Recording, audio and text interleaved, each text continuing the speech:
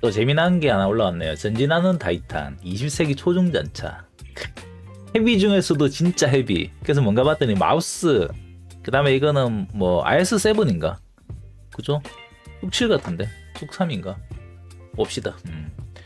20세기 전반에는 오늘날의 현대 MBT처럼 모두가 사용하는 단일한 지배적인 탱크 배치가 없었습니다. 엔지니어들은 장갑 차량을 다양한 전장 조건에 적용하기 위해서 온갖 흥미롭고 때로는 비현실적으로 보이는 아이디어를 생각해내면서 실험과 시행착오의 황량한 서부였습니다. 이 아이디어 중 하나는 마지노선이자 지그프리드선과 같은 요새화된 지역을 돌파할 수 있는 초중전투 차량인 육지함을 만드는 것이었습니다. 봅시다. 누구 뒤통수냐? 살짝 보노보노 느낌 나는데.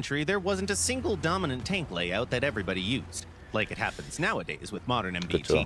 한 가지 유행이 아니라 지금은 사실 그러니까 올라운드죠.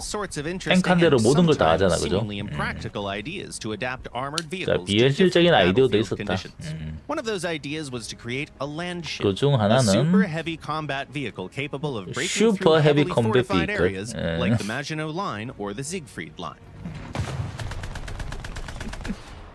In 1921, a super heavy tank called the Char 2C was accepted into service in France. The story of this vehicle began in the last years of the First World War, when the military were looking for a tank that could replace the Schneider CA-1 and Saint-Chamond. 1차 대전까지만 해도 그 뭐냐 프랑스 전차도 제법 알아줬다 그러더라고요. The tank had to be a force to be reckoned with.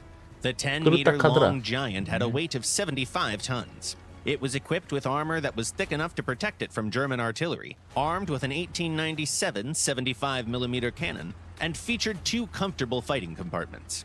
FCM, a French shipbuilding company responsible for building the Char 2C, fitted the land ship with speaking tubes to allow the crew of 12 to communicate with each other, and fitted both turrets with stroboscopic cupolas to protect the crew inside from small caliber fire. At the time, the mobility of this super heavy vehicle was deemed adequate, even though the engines of the tank proved to be extremely fuel hungry. Unfortunately, tanks of the series didn't see any actual combat, but they remained in service until the beginning of World War II, with at least one of them eventually falling into German hands. 독일군의 손에 넘어갔다 한 대가. Decades later, the experience of operating rhomboidal tanks became the basis for a new tank design. 제작할 당시에 필요했던 게 있었는데 이제 만들다 보니까 그게 필요 없는 옵션이 되어버렸죠. 그래서 변형된 걸로 알고 있습니다. In the fall of 1939, the British started working on their brand new super heavy tank. They assembled a team of legendary engineers, including Sir Albert Gerald Stern, Harry Ricardo, Sir William Tritton, and Major General Sir Ernest Swinton. Together, they got the nickname the Old Gang. And that's why the initials TOG were applied to their designs. 토고 나왔을 때 올드갱이라는 소제목은 나왔었지. The Old Gang quickly came up with a range of ideas, from a somewhat unrealistic moving fortress to a pretty rational 40 or 50-ton tank. One of the primary inspirations was the French Char B1. Members of the team even went to France to get a better understanding of the vehicle, but the project became deadlocked. The British industry simply didn't have the capacity to build either the first variant of the TOG or the second model, featuring improved armor and a more powerful gun. Not to mention that this 75-ton armor-clad behemoth was as fast as a geriatric snake. In the end, the modified turret of the TOG was simply fitted onto a Cromwell chassis, and by the end of 1943, the TOG project was no more. 자, 43년에는 이제 존재하지 않는 프로젝트가 되었다.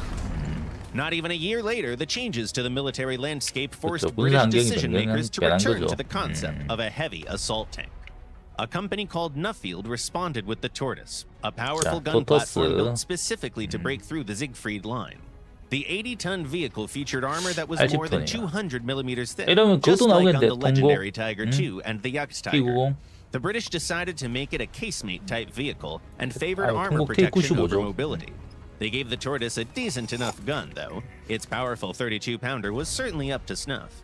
The tank never made it to German fortifications. Out of the original order of 25 vehicles, only 6 were built. 25대 예상했지만 6대만 만들었다.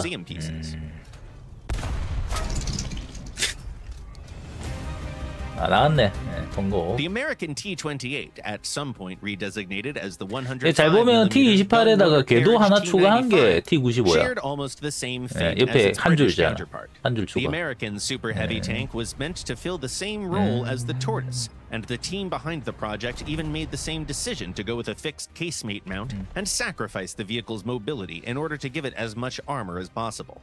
But the work was finished only after World War II, when it was absolutely clear that such 2차 대전 vehicles were 후에나 no longer 만들어졌다. needed. Then we have the infamous super heavy 나왔네요. tanks. 메우스. 마우스라고 읽으면 안 됩니다. 메우스라고 읽어야 돼. That it was 메우스. possible to create tanks powerful enough to break through any Soviet fortifications and achieve absolute superiority. 월탱할 때 over 마우스 Soviet 타면서 armor. T타임에 The 대한 first 개념을 prototype that 알았죠. was created as a part of 뭔가 that 고개를 drive, 까딱까딱 and by a 틀면은 team led by 안 none other 들리고 than Ferdinand Porsche, 그냥 멀뚱멀뚱 was the 쳐다보고 great 있으면 and 들리고. terrible mouse. 차체 좀 To be fair, 틀어주면 안 this 들리고 뭐 이런 거 있잖아. 190-ton giant had some unique features 자, engineering-wise. The drivetrain was 아니 저렇게 electrical, 만들어 and the roomy 놓으면 turret of the 그러니까 tank was 엔간한 fitted with 다리는 two 잘못 large caliber 어쩌면 못 guns at the 건널 수도 same 있겠다. time.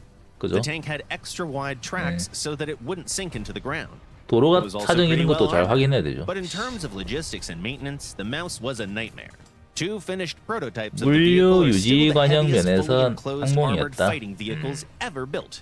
They were never used in actual combat. 실제로는 After the 사용되지 defeat, 않았습니다. these beasts of steel were 또 captured by 마우스 the Soviet army. 보면은 저 주포 Nowadays, a 부분에 single mouse assembled from surviving 큰 거 parts 달리는 거 is on 있던데 display 구경이 at the Kubinka 아닌가? Tank Museum. 그 있잖아요. 200 같은. Historians believe, 아니, though, that the mouse 포탑을 would 200 never be 포탑 올려놓은 produced en 건가? masse anyway.